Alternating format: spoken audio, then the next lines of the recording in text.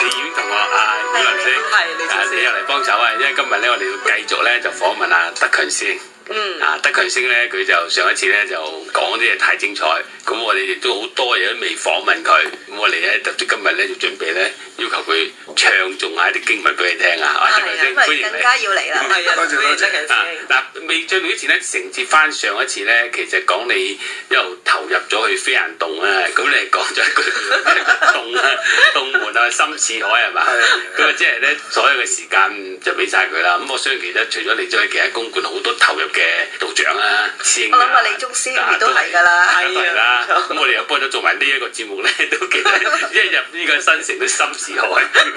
咁咧就嗱追問少少啦，阿德強師兄，你一路以來咧就參加咗嗰個即係飛人洞啦。咁啊，亦都相信你見到個洞咧都幫到好多人嘅，即係因為咧我哋喺我哋道教界或者都聽到有陣時啲人你有咩可能都會去邊度求下啦，咁都有啲人都講話叫啲有問題嘅善長去飛人洞嗰度拜下嘅。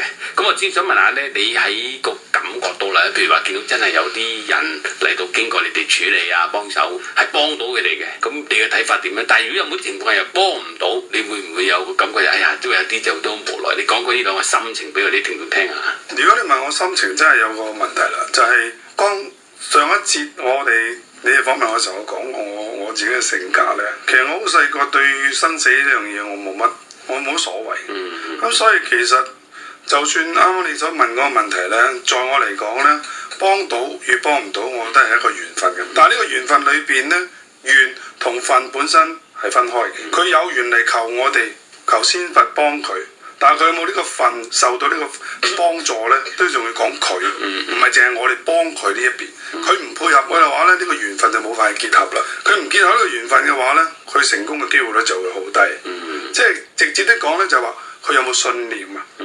佢唔信，根本我哋點樣亂咁投入落去都冇法醫到佢，因為佢冇信念。我哋同一般嘅醫學裏邊，醫學都有講。如果一個人強大嘅信念、求生意志強嘅話，佢都係容易醫得到佢。呢個相對都係同樣一個效果嚟嘅。但係我所要強調就話，成功與唔成功，在我嚟講，我只會講一句：我已經盡咗我最大嘅能力。至於得唔得，就要睇佢自己嘅因緣啦。係咪？生生死死咁，如果呢一刻真係講到要死嘅，可能係未嘗係佢個解脫。係咪？未必一定佢生先係最好嘅，因為可能佢繼續捱落去，而佢又冇能力去配合佢後邊嘅其他一啲問題嘅話咧，可能都係痛苦嚟嘅。但係當然我哋先係教我哋慈悲，梗係希望助人哋繼續生存落去啦。咁但係呢個，我覺得就係呢個喺我接觸過咁多事件裏邊咧，反而係幫佢得到呢一次嘅緣分，幫助到佢過渡呢一次嘅危難之後邊呢個反而就有問題。就係我哋有冇可能喺佢呢個姻緣嘅後邊繼續去有機會提醒佢，喂，你今次僥倖過到呢一關，但後邊嗰關咧就要睇你咯噃。你可唔可以繼續保持你呢個信念咧？因為你有呢個信念先會有機會繼續。就好似一個大病嘅人，醫生醫好咗都會話，喂，你要保健啦噃。如果你唔保健咧，可能又會復發噶嘛。未嗰前我都唔好意思同啲聽眾講聲先，因為咧我唔記得介紹德強師兄咧，即係佢係上一集出現過啦。咁我哋今集咧，即係佢係可能有啲聽眾新聽啦。咁佢係飛人洞佛道社嘅副經站主任。咁而飛人洞佛道社咧，亦都係會做好多啲善業啊，好多宗教活動咧，係幫啲人嘅。咁咧就所以叫佢繼續講多少少嚇。咁我知道頭先阿李婉彤話你又有啲嘢想問㗎係嘛？想發表啊？其實我係想分享下咧一個睇法咯。咁先頭德強師兄講呢個緣分。咁其實咧我都係有一個朋友咧，我介紹佢去飛雁洞。咁話說我呢一個朋友咧，佢好得意嘅。佢係染咗一個，佢都唔知係咩病。咁佢好似而家我哋30幾度咧，咁佢仲要着羽絨、着 face 衫、着嗰啲 face 長褲咁樣。咁我咧就知道佢係咁咧。即係真係有病啦，咁就中西醫都睇過都唔得啦，咁我就同佢講我不如你去飛雁洞嗰度問下啦，咁佢就放埋一邊，佢知道呢件事，咁佢放埋一邊，或者佢唔信，但係好得意，咁呢件事過咗年幾啦，到今年我喺飛雁洞無端端見到佢喎，我話咦點解你會嚟嘅？佢話我唔知點解會嚟啊咁。咁但係而家我就睇翻佢咧，就真係身體又好咗啲咯。咁個寒冰掌咧又減咗啲咯。咁呢樣嘢咧，可能真係學阿德強師兄話齋個緣分，佢係咪有冇呢個緣咧？個份又幾時到咧？咁樣可以維持幾耐咧？點解之前人哋講俾佢聽，佢又唔去咧？點解而家又去咧？佢而家係點解會信咧？咁所以呢樣嘢咧，我覺得究竟係你未受夠啊，定話上天係幾時先至俾你咧？咁或者你又會唔會珍惜呢個機會咧？咁所以都係大家再睇下啦。好啦，咁啊，我就繼續想追問翻阿德強師兄啦。咁你投入咗飛行動咧，咁我知道咧，其中一個對你影響都好深。要睇同你講嘅過程裏邊，你多少提過而家主持啦，都可以上嚟師傅啦嘛。阿梁崇英道長係啦。咁我都見過佢係一個好仁慈嘅長者，但係我冇跟過佢學呢啲嘢咧。咁可唔可以咧？你介紹，你覺得佢人點會感動到你咧？即係一位咁深資歷嘅道長，你覺得佢同佢身上你學到啲咩嘢？最重點就係話，其實我喺飛行隊認識佢嘅時候咧，因為佢今年已經85就係86歲。咁當時嗰陣時應該佢都60幾㗎啦，即係60歲又多。咁我見到呢個長者，咦？點解佢可以日以繼夜？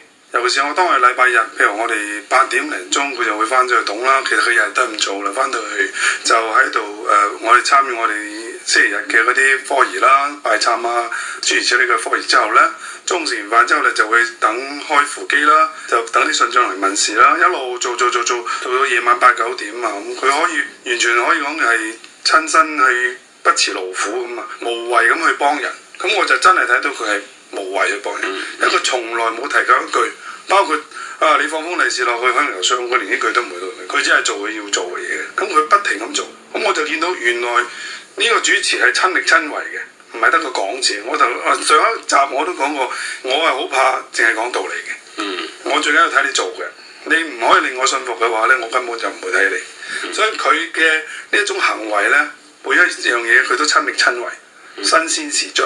所以佢就令到我好佩服佢，所以我先會追隨佢。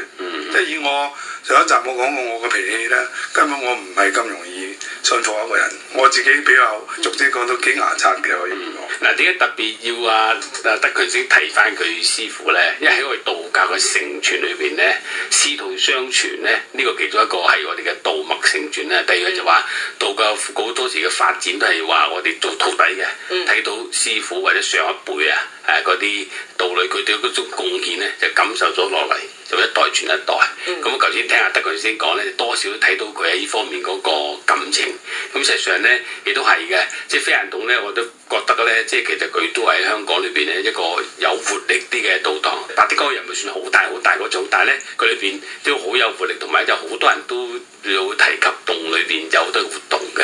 咁啊就係啦，德強先就揀咗嗰個被安排啦，就做即係經參各方面咧。其實初呢個機緣係點啊？係你中意自己做啊，還是師傅要求你，還是係開機俾個角色你？嗱，呢度要提一提，我哋飛行洞本身由主持，即係呂祖恩師一個司命指示主持要做呢個飛行洞主持啦，就開始創辦呢個飛行洞啦。咁我哋嘅承傳咧，其實就唔係以人為準嘅。就算主持係主持，包括我哋嘅人師都好啦，佢每樣嘢咧都係由最初跟住我哋呂祖先師嘅指示咧，就係話每事問，包括用嗰個卜杯啦，嚟確認一啲我哋應唔應該點做啊。咁另外就係問扶機啦。所以我哋每一件事咧都會請示過上面先生同意咁做，或者指示我哋點做而去做嘅。咁嗱，呢個就係我哋飛行洞最重要嘅一個環節，就唔係由任何人講。譬如話舉個例，我哋身為經參部嘅我做副主任，或者係我哋做個主任都好啦。我哋係經參部嘅主任，理應嚟講咧，所有經參嘅嘢咧，可以咁應該係由我哋話事嘅，係咪？但係當然喺一般嘅程度上都係講我哋去指揮啦，或者帶動啦。但係咧，最重點，當一啲重要嘅個案或者事件要做嘅時候咧，我哋都係一樣，先由主持將我哋科儀上嘅嘢請示，女咗又好，天師又好，道咗又好，究竟我哋咪咁做？經上面嘅同意，或者唔同意，或者喺中間有啲意見之下咧，我哋可能開扶機啦。咁基民咧就會講述我哋當中可能有咩錯漏啊，或者有咩要補充啊，或者要做啲乜嘢科研，包括呢個科研應該點樣進行咧，都係由呢個扶基啦或者係卜杯嗰方面去問咗之後先去做嘅。所以呢個反而係我點解要咁強調講出嚟咧？就唔係話我哋做咗一個經探主任可以隨隨便便將呢本經改咗佢都唔得。咁啊，其實呢個咧都係反映到咧，即係飛雁洞咧承傳咗一個即係道教嘅一個傳統。咁啊，當然啦，我都喺度仲講好多次啦。一提到卜杯啊或者扶基咧，咁未可能有啲聽眾都未必同意呢樣嘢。咁甚至喺道教度都覺得未必同意。但係我諗呢個咧都係我哋道教文化嚟嘅。咁啊，翻轉頭都係要問一問阿師兄咧，當佢被委辦啊做呢個經鎮主任咧，即係點樣安排呢個經鎮位？可唔可以演繹下俾你聽先？我哋咧而家嚟到第二節啦，咁啊再講講啦。今日我哋訪問嘉賓咧就係飛雁洞佛道社嘅副經參主任阿德強師兄。咁啊呢個就精彩環節啦，因為點解咧？德強師兄會同我哋示範一下咧唱經嘅，好嘛？咁嗱，我哋而家就揀咗一首經咧，就係應該係叫《豐都讚》嘅一部分內容啦。咁就阿德強師兄用2種唔同嘅唱法，傳真，一個就係正一。咁譬如內文咧就阿曉林師兄讀一次俾聽眾聽，慢慢讀，俾聽眾知道約佬係講啲咩嘢嘅。一陣間再由阿德強師兄唱俾大家聽。好，茫茫豐都中，重重金剛山，靈寶無量光，洞照嚴池梵。九幽諸聚雲，身隨香雲幡，定慧青蓮花。好啦，咁啊而家邀請阿師兄，你唱仲下俾我哋啲聽眾聽下嚇。咁啊多謝咁多位師兄啦，同埋各位聽眾咧就唔好意思，可能我會唱得唔好聽。咁啊或者唱之前講一講啦。咁啊因為我哋啲師兄道長亦都希望我演繹下呢個唱經嗰方面嘅自己嘅心得啦。咁我而家唱述呢個經文咧，其實就有2種唱法，一種咧就係我哋香港經常唱嘅傳真嘅一種唱法啦。咁另外一個咧就係江西龍虎山即係正一道嘅唱法啦。咁或者先唱翻我哋平時傳真經常唱嗰個啦嚇。咁就茫茫豐都中，重重劍江山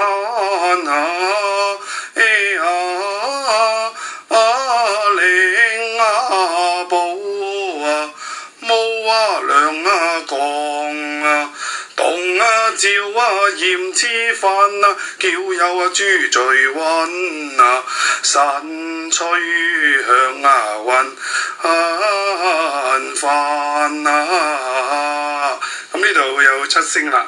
咁嗱呢度就一段，後邊嘅其他嘅段落都係一樣嘅音色。好啦，至於龍虎山嘅咧，就完全截然不同嘅。咁我諗我哋啲聽眾如果佢唔係道教徒咧，就唔知7聲係乜啦。咁我哋約略就解釋啦。因為7聲咧通常就有一個叫做木魚同埋一個磬，係啦，卜卜丁卜卜丁咁嘅。到咁上下就有啲語磬嘅音樂交替嘅。咁啊，我哋有機會可以示範俾啲聽眾聽啊。但係今次冇帶啲工具嚟，或者佢快起嚟，咁咧就即係7聲就咁嘅意思。咁啊，而家阿星就用第2種唱法係咪啊？咁啊，呢個咧就係江西龍虎山嗰邊嘅嗰個音樂嘅唱法。咁其實咧，佢哋本身係唱普通話嘅，即係國語。但係因為我自己就將佢演繹翻為廣東話，方便我哋自己香港啲兄弟咧就容易唱得到，所以咧就變咗係廣東話嘅。望啊豐都中，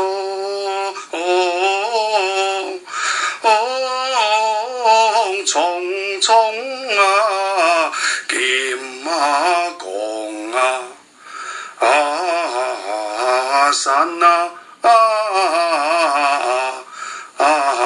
寶無量光，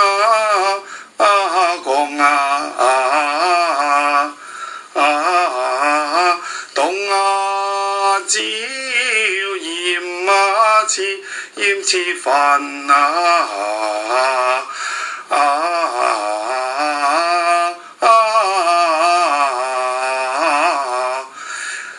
或者唱到呢度咧，就其實第2段嘅時候，我有少少唱錯咗，因為一時間咧冇唱一段時間。其實咧就主要咧因為我冇咗音樂，咁就大概頭先你會聽到頭段嗰度比較準確啲。其實就會重複嘅咧，都係望啊望啊鳳啊到啊中，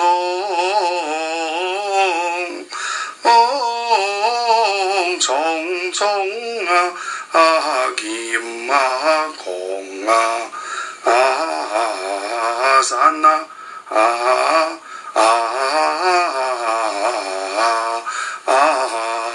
令寶霧亮光，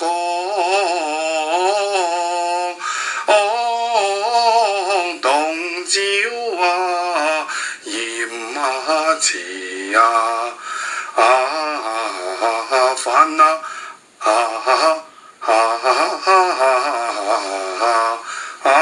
嗱，我再嚟四句先，因為佢一路重複落去都係呢個音色嚟嘅。嗱，咁樣咧，第一樣嘢咧，我哋今次就有一個真人示範啦。其實就我哋道教咧一啲經文咧，其實因為唔同地方嘅流傳啦、派別咧都有唱法唔同嘅。頭先先用咗兩種嘅唱法同一段經文，咁對我哋道教徒嚟講咧，你都知道啦，夾入一個分享啦。咁以下落嚟咧，就既然先唱開咧。我哋邀請佢唱一段《至心潮麗》咁睇下咧，呢個咧就係有關呢個呂祖無極寶懺裏邊嘅一段《至心潮麗》。咁睇下咧，又同我哋分享，因為頭先嗰啲咧就係幽科嘅經文嚟嘅。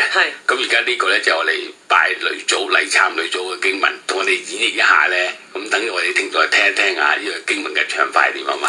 嗱，因為咧有個問題咧，就係我不嬲咧就冇參與學二手嗰啲，我哋。科研裏面有個二手咁其實咧，我對至心潮麗4個至心潮麗嘅腔咧，我都唔係話好記住佢嘅。咁我都驚我自己可能會記錯呢個音調，咁就咁隨意唱下都得㗎，冇乜所謂㗎，大家分享下。只呀閃啊秋啊麗啊，浸啊交啊吹啊海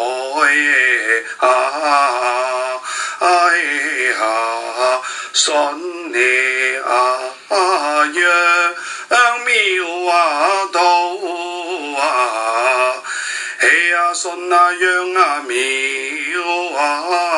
道妙道天作安只閃秋麗咁繼續唱落都係呢個音調。好啦，咁既然大家咁有興趣，咁就唱埋正一嗰個啦。咁就係至心秋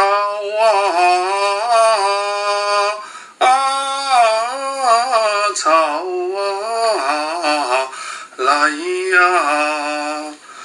太上你落霧上天雨往大田盡人窮高上低咁呢個就係正一嘅唱法啦。咁因為佢都係重複呢個音調嘅。咁係啊，咁阿星啊，你即係叫做咧都同我哋示範咗兩種嘅唱法咧。其實你自己個人嚟講咧，你點樣分呢兩種嘅唱法？有冇邊啲容易唱啲或者覺得邊個難學啲咁樣？其實就各自精彩嘅。香港我哋唱開呢個廣州入邊傳落嚟呢個傳真嘅唱法咧，因為據我所聽聞就係話當年青松觀啲高道道長咧，佢哋因為啲經文係冇咗啲樂譜嘅，咁佢哋因為有啲係對於我哋粵曲嗰方面係有一定嘅認識咧，佢哋將我哋廣東小調套咗落去。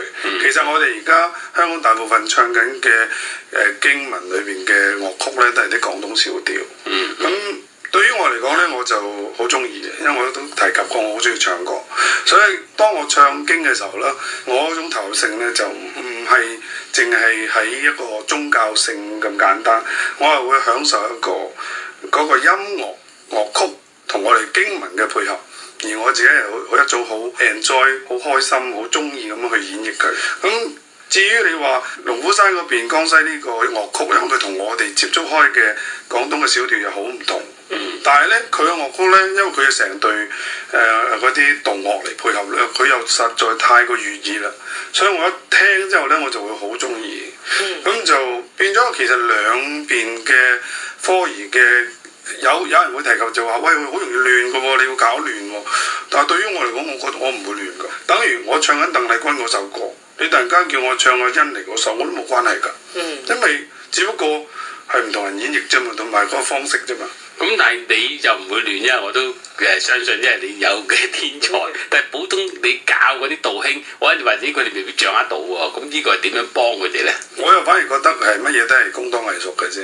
如果佢自己真係有一個心，全心全意去中意呢件事，想做好呢件事，其實乜嘢都係慢慢浸淫之後，做得多，自然就會記得。其實好多。簡單就係話我自己講我自己咁，可能因為我講我中意聽歌，其實我心裏邊記憶裏邊我可能有幾千首歌，你只要你一播出嚟我就記得點唱噶啦。但係你問我，突然間你問我首歌點唱，我未必諗起噶。但係只要個旋律一出咧，我就識唱噶啦。咁其實道曲都一樣，如果你有音樂出嚟啦，當音樂一起咧，其實我就會記得噶。咁但係我哋而家我哋香港傳真就會有個二手帶起嘅，所以第二個二手一開。咁大家就會記得跟住去唱咯。咁當然睇下你個崗位係做緊邊個位置啦。咁呢個講述有少少正一同香港傳真嘅分別，就係我哋香港傳真就會由二手開腔帶我哋領唱嘅。咁但係正一就唔係嘅，係由個高工開領唱嘅。所以呢個就變咗個高工咧，必須要搞清楚點唱啦。好，咁我哋而家又聽聽新聞先，翻嚟再詳細講埋先。咁啊，我成日都話啦，如果你喺個道壇裏邊咧，係做得經參主任啊，搞得人唱經嗰啲，就梗係對呢個道樂啊或者唱經有啲研究。咁頭先阿師兄咧就好唔吝嗇啦，即刻就唱俾大家聽。咁我覺得其實佢唱嗰陣時係好真誠嘅。咁啊，師兄啊，我而家就明白到咧點解你被安排去做呢啲搞經參啲嘢，因為你真係有呢個天分啦，我自己覺得。因為點解你唱嗰陣時咧，佢好投入啊。咁啊，即係想問一個問題咧，就係嗱，頭先你係講到我哋啲經文咧，而家都有一啲可以用傳真嘅唱法啦，有啲用正一嘅唱法咁樣。咁我亦都發覺到有啲情況就你或者同我哋分享下你嘅意見咧，就話而家我哋發覺有時有啲道堂或者甚至有啲團體咧，就開始將一啲道教嘅傳統唱法更加新穎一啲。可能配一啲時代曲嘅唱法性咁樣，咁我哋喺度私下有啲道教中人就覺得話好似脫離得傳統好緊要，咁另外有啲就話都唔係啊，都係一個溝通嘅方法啫。你又點睇咧？你係教緊人哋做一個經參嘅，你會點睇呢樣嘢嘅發展咧？如果在於我哋身為一個教徒嚟講啦，咁我哋自己應該係清晰，我哋喺一啲唱經裏邊嘅經文同埋樂曲嘅時候咧，我哋真係喺參與緊一個科儀。呢個係一個好傳統、好莊嚴，同埋係好講及我哋一個信念嘅一個演繹嚟嘅。咁至於你話將佢變成一啲時代曲啊嘅樂曲去配合佢嘅時候咧，呢個係在於我所講就係話，究竟呢個係為咗自修啊，定係為咗一個弘道之後去推廣啦？譬如話舉啲例子好簡單啫，譚詠麟都唱心經啊。佢唔係用佛教覺得念佛嗰種佛號咁嘅唱法㗎，係咪？佢都係時代曲嘅唱法。我自己個人嘅意見就話，咁樣係容易帶到入世嘅，因為而家你話突然間好簡單，唔好講年青人，20歲樓下嗰啲，假設就算揾個出嚟工作嘅成年人都好，係咪貿然佢聽我哋唱呢啲科儀嘅經參裏邊嘅經文咧，你會引起佢有興趣咧？未必咁容易。但係如果你用時代曲，譬如舉個例，好多人中意聽鄧麗君，咁你用咗鄧麗君嗰個樂曲而套咗啲經文落去，佢又覺得因為啲音樂好熟悉，而佢再將經文唱落去之後，如果佢又覺得啲經文都幾得意啊，意境都唔錯喎，咁我覺得咧，好似就係叫做要引佢去接觸我哋呢樣嘢先，唔係話講到佢一下子要佢明白我哋點解咁信服。或者我哋點解咁全心去信呢件事？因為佢冇可能喺一朝兩刻就明白我哋嘅心境，或者係接觸到呢樣。所以我個人嘅意見就係話，其實我可以話俾你聽，根本我都有填過詞落去道曲裏邊，我係做過呢啲嘢嘅，我係好早期已經做添。包括大家都會知道，我哋道教界都有搞過創作一啲道教嘅音樂啊，咁啊變成一啲好似比較流行啲嘅樂曲嘅比賽都試過啦，係咪？咁其實呢個方案，我大誇張啲講，我喺20年前已經係諗緊，我好想做，因為我覺得呢，喺我哋呢個大部分我哋人嘅社會裏邊，呢個普通一般後生仔啊、年青人，包括我自己都係，大家都好容易接觸音樂呢樣嘢嘅。音樂可以陶冶性情啦，係咪？咁唔開心又可以唱到自己開心心。咁用音樂去吸引人呢，我覺得係好容易。咁最重點就係希望唔好成日俾人哋嘅感覺，我哋道教咧永遠都係即係好神秘啊，好似好難捉摸啊，好難理解。我希望話用一啲入世啲、普羅大眾啲，等佢接觸咗先。正如就好似曾經有個道長幫我開竅一樣，佢問及我迷信兩個字。當日佢問我迷信兩個字點解，因為我讀得書少，我就只係話咁啊，即係好似一般人咁咯，拜神啊，拜到飯又唔食啊，好似神化化咁啊，人哋咪話你迷信咯，乜都唔清唔楚咁，咁咪叫迷信啦咁。咁呢個道長就同我講，其實迷信唔係咁解嘅。佢話咧，你可以用另外一個層面，你唔迷咧，你就唔會信嘅。咁即係好似人哋話我哋會講牽涉到鬼神啦。或者一般你大家聽啲節目會講到嗰啲法師又話點樣去寫道符，又驅趕啲靈界啊，又點好多呢啲神怪嘅嘢。其實係有一定嘅知識或者叫做一啲理論我哋去解釋嘅。但係問題就係佢會唔會一下會去聽你講呢個道理啊？我哋唔可以吸引到佢嚟聽我哋講道理嘅話呢，其實你嘅道理有幾好都冇用。呢個就係我自己嘅睇法，所以我會用唔同嘅方法講述一啲令到佢哋明白，所以我話頭先迷信就係等於我當初去飛行洞一樣，我覺得好神奇、好神怪、咁奇怪嘅、咁靈異嘅、咁神奇咁啊！你呢個就係進入一個迷嘅狀態。但係正我哋都好多經書啦，前人留落嚟嘅經書道理啦，佢原來裏邊有好多道理可以解釋翻俾我哋知。咁我哋慢慢從呢方面咧，就可以得到個正信啦。咁我哋從迷去接觸，而你再去深究之後，就會可以打破呢個迷，就進入一個正信裏邊。所以咧，我覺得凡事咧冇乜叫做最好或者唔好，究竟我哋嘅目的係乜嘢先係真嘅？咁我哋唔係想話用一啲現代新嘅一啲知識或者新嘅一啲方法，包括好似頭先講用時代曲去將呢個道經嚟唱嘅時候，唔尊重個道經，唔係。正我根本就好尊重個道經，因為我就係尊重個道經，我明白道經裏邊有幾好。我想同人分享，我想推廣俾其他人，唔係一定要信我哋嘅宗教，而係我哋要將我哋嘅認為好嘅嘢俾到大家。咁我哋利用唔同嘅方式，令到佢哋去接觸啫，冇話到要改變我哋傳統嘅一個觀念或者一個。即係你嘅意思就話，其實就如果當為一個大家溝通啊，俾人知道咧，用呢個方法冇問題。但係如果你話真係做科儀嗰時咁樣唱得唔得先？就都唔會。即係如果用時代曲嗰個演繹咧，嗰個專注能力咧，同埋傳想嗰個感覺咧，係截然不同嘅。係啦，嗱呢個咧就我都想補充啊，就係話咧，因為頭先先講過話，譬如佢哋做法事啊，或者甚至我哋投資嘅書本有記載，根本多時咧，你啲做法啲高工好多時佢有傳想，或者有啲運動啲丹田即係做緊內丹，有啲甚至話嗰啲高工根本咧練緊內丹嚟做呢個法事，加上咧法事裏邊咧，我哋有啲傳統嘅音樂啦，比啲頭先講嗰啲語慶嗰啲咧，咁突然之間咧轉咗另一種純時代曲嘅，咁我估咧就可能咧我哋現有嘅道長咧，可能比較上係難接受，特別喺個科儀期間咁做，係咪都係難接受啲咧？其實就時代曲咧，因為佢係比較現代化啲嘅一種表現，大部分嘅時候佢都會講情情塔塔。正我哋喺誦經裏邊係唔係講呢啲嘢？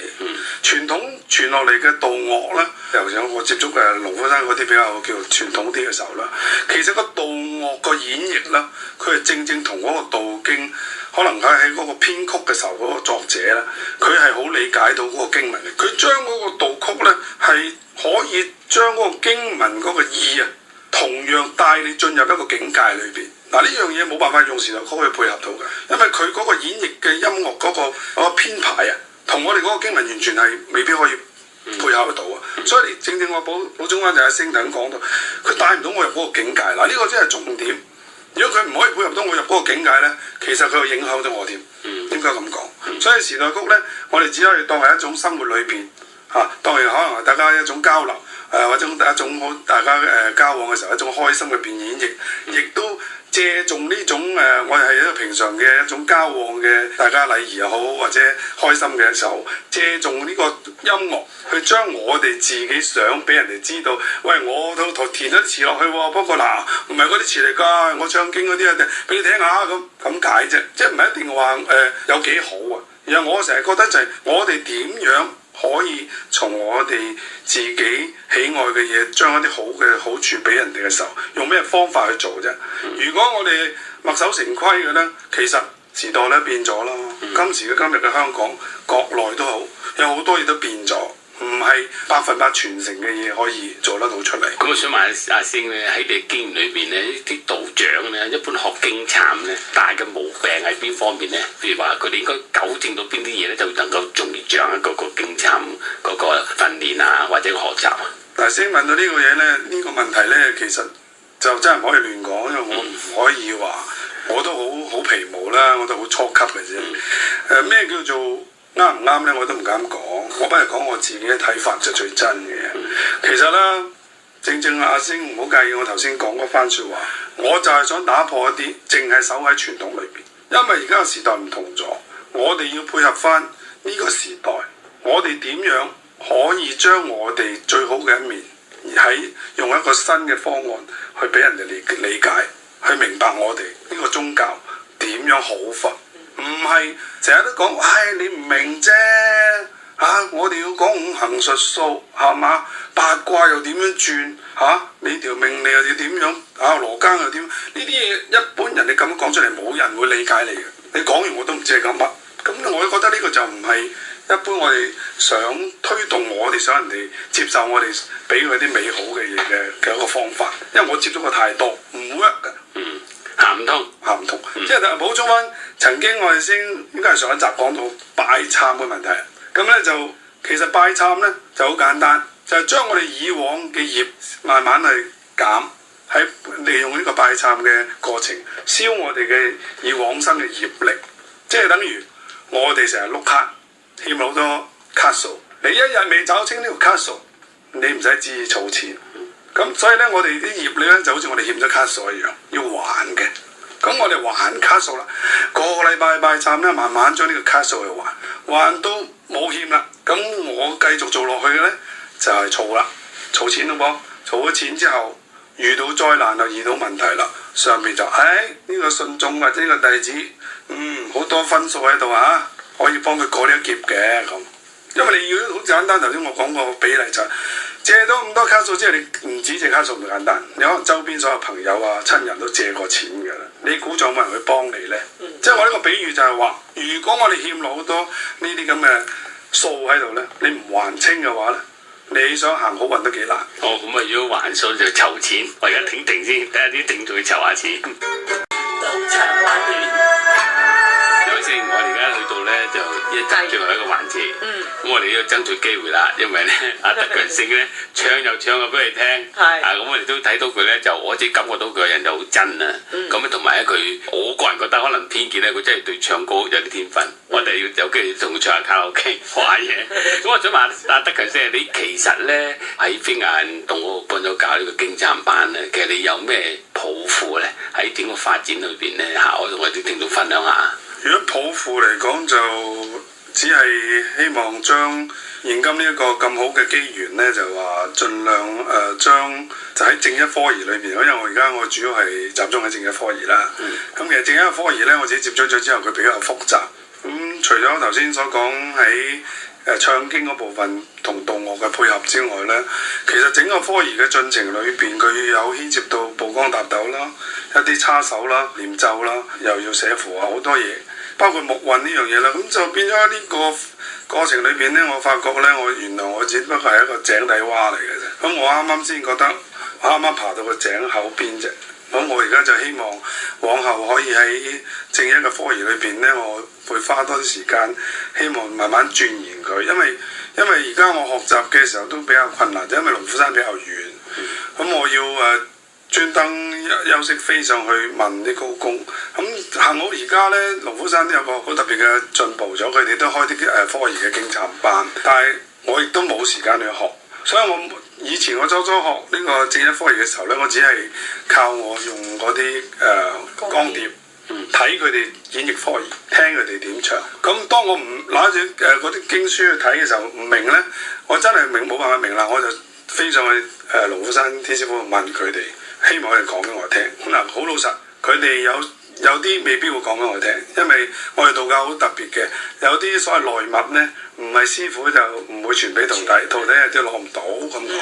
咁呢樣嘢就變咗咧，喺我嘅自己嘅呢個經歷裏邊啦，我有少少想打破呢個傳統嘅，就係話我哋有時事實，因為牽涉好多法門嘅嘢、符法嘅嘢，你係咪會揾到個好嘅弟子？驚我哋俾啲符法之後，佢可能做一啲唔好嘅嘢。但係人心會變，今日揾到個幾好嘅弟子，唔代表他日佢唔會變。所以我自己嘅睇法啦，如果我哋一路都仲係咁樣封閉住呢啲學識，咁樣可以講學識啦，其實我哋慢慢真係會失傳。因為好多高度咧，以往可能都係師傳落嚟，都係咁嘅方法。咁變咗佢哋可能揾唔到一個可以信賴嘅弟子，佢真係帶埋佢嘅所謂密咒啊，或者一啲好嘅呢啲符法嘅方法，幫人嘅嘢帶走埋。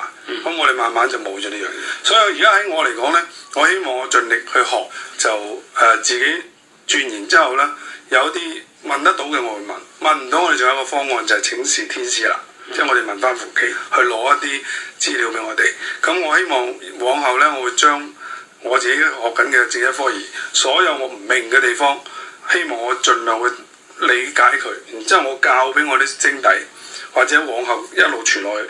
我希望大家係明白我哋點解要咁做。仲有可以教嘅，我覺得乜嘢都要教。如果唔教嘅話咧，就我好擔心往後我哋一路失傳。其實最終嘅點解我哋要做呢樣嘢咧？我成日覺得，既然我哋先佛咁慈悲去幫眾生嘅話，如果我哋喺我呢一代，我將佢失傳咗，我覺得呢個係一個好大嘅錯誤嚟㗎。我自己諗下，呢個係我個人嘅睇法。我唔係話前人有咩唔啱，係我自己嘅希望。有咩都教，只要你係學，呢一刻你係誠心，呢一刻你係誠心。哪怕你日後唔係誠心，我冇辦法掌握你，因為我唔係神仙，我唔會知道你往後點。今時今日嘅德強係咁樣，我往後受唔受到考驗，過唔到關，可能我都會變，我唔敢講，係咪？所以我嘅抱負就係話，我盡力成我自己嘅願力，就係話，我要弘揚道教嘅話咧，我知幾多，我應該盡力去推廣幾多，講幾多，做幾多，尤其是係做，唔係講。所以我往往都係希望我自己嘅理想就係盡力將我哋自己，無論正一又好，全真教嘅都好，我所識嘅，人哋問我，我一定講。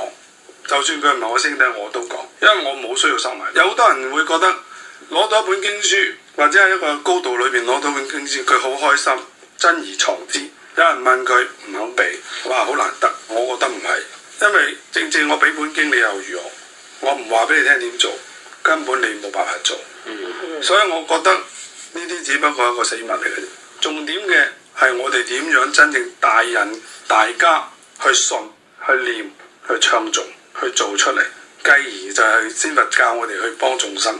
我嘅最大嘅願望就係咁嘅啫，我冇乜特別嘅願望。咁啊，頭先你喺咪背後咧就提過咧，你每年都要去龍虎山述職㗎，係嘛？係啊。咁你會唔會將你個願望啊、個進展啊，喺述職期間同天師溝通下，或者佢加持俾你庇佑，你希望能夠做得快啲咧？先講到呢度咧，就各位聽眾唔好介意，我又講啲可能大家會覺得好似好迷信嘅嘢啦。其實咧，我係唔需要咁做。根本我而家同你哋傾偈嘅時候，可能呢個禮拜日就開機出嚟，同我講有啱同唔啱嘅。我嘅經歷裏邊咧，我係好多經歷到就係經常性係由唔係我去求問，而係壇訓裏邊，因為我哋每次開機之前咧，一定有壇訓嘅。壇訓裏邊會直接提及到我做錯咗啲乜嘢，做漏咗啲乜嘢，你需要準備做啲乜嘢。舉個例，我今日呢幾日我喺度呢大概呢20零日我食緊叫做齋戒緊。點解會齋戒呢？本身我唔係一個食長齋嘅人，我乜都食。咁但係呢，就喺個零兩個月前呢，就一個壇訓出咗嚟，就係話當中有提及德強，你呢就要食100日齋，呢個係女祖先開出嚟嘅。你要食100日齋戒，100日齋戒之後呢，你就可以去叩問天師，即係將法祖天師你喺科儀上嘅不足。嗱，先手180齋戒喎，先可以問啫喎。唔係代表話俾你聽，你一定會點嗱。所以提及你問我會唔會我去品咧，其實我唔品嘅。